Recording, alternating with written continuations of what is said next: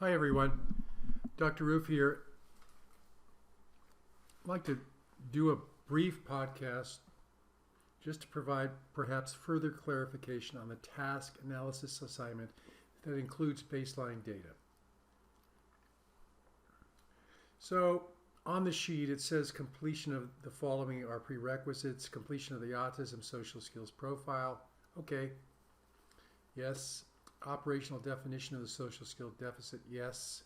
Determination if the deficit is one of skill acquisition or skill performance, or both, yes.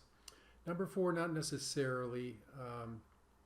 Yeah, we know which social skills we want to teach and which are the highest priority, but on number 4, we don't have to have a full knowledge now of exactly how we're going to do that teaching. So the purpose of this assignment is really twofold.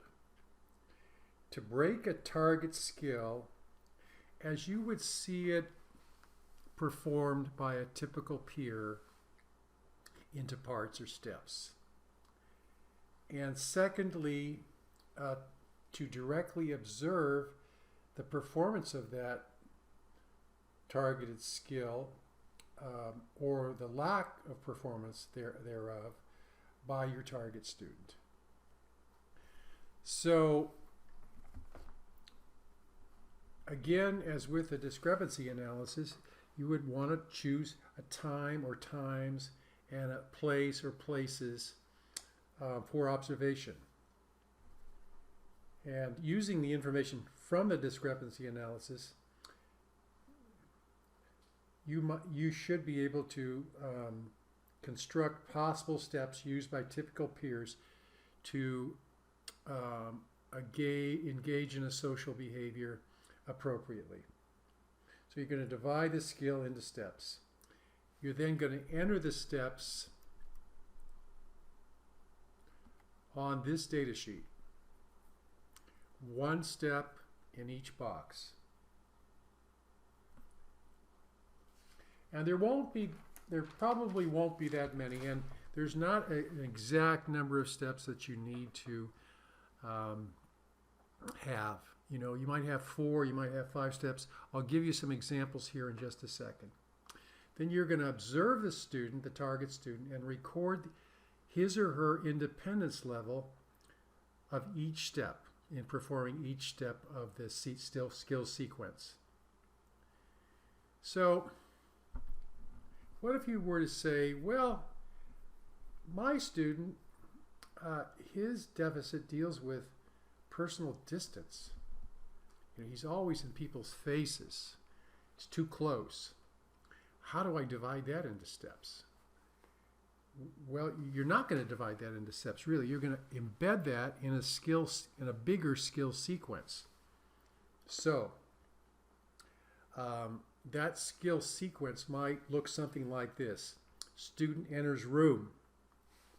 So you would put that in the first box.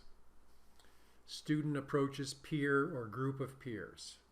That would be here in the second box.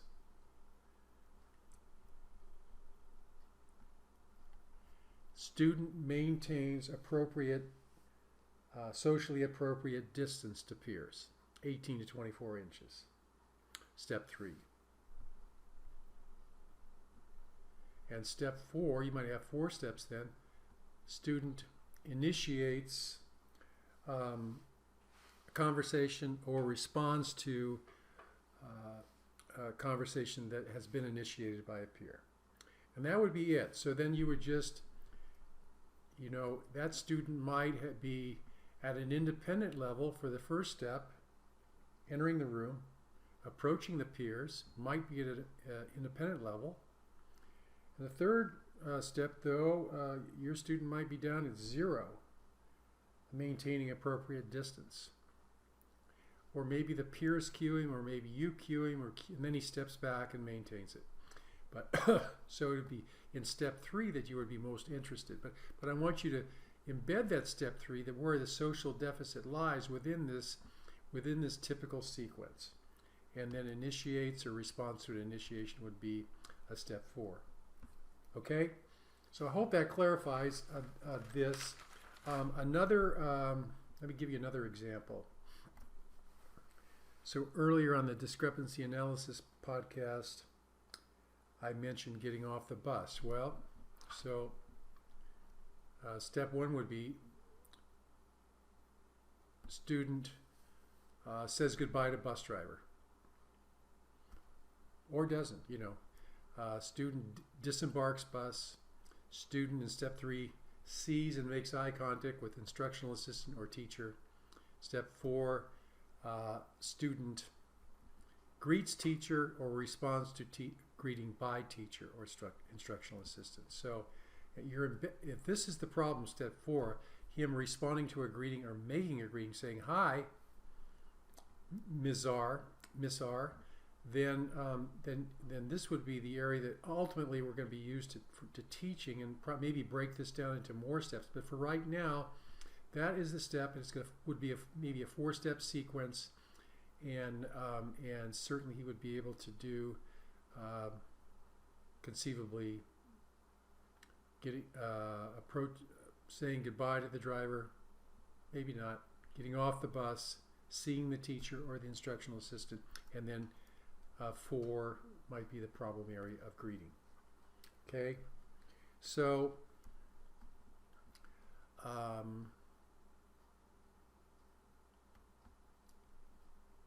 I hope this helps. I hope these examples help. This is very straightforward. And if you have any questions about this assignment, your particular skill deficit, and how to embed that in a typical sequence, first suggestion would be envision a typically developing peer as doing this, and what are the steps in the sequence. Create the steps in the sequence, and or touch bases with me, and I can walk through it with you. Okay? In terms of baseline data, 3 to 5 sessions is enough. It kind of depends. If it's a morning greeting, you can only do 1 of those a day. If it's approaching peers and initiating interactions, you could do conceivably multiple sessions per day. It would be good if you did 3 to 5, and if those sessions were spread across 2 days, or possibly even 3, but a minimum of 2 days. Because on any one given day, a student can be having a bad day, just across the board. All right? So you can turn this in as a hard copy, or you can scan it and upload it to PolyLearn. Again, if you receive this podcast this first week of November, it's not due next Tuesday, the 8th, but the following Tuesday, the 15th. Okay. Thanks so much. See you soon.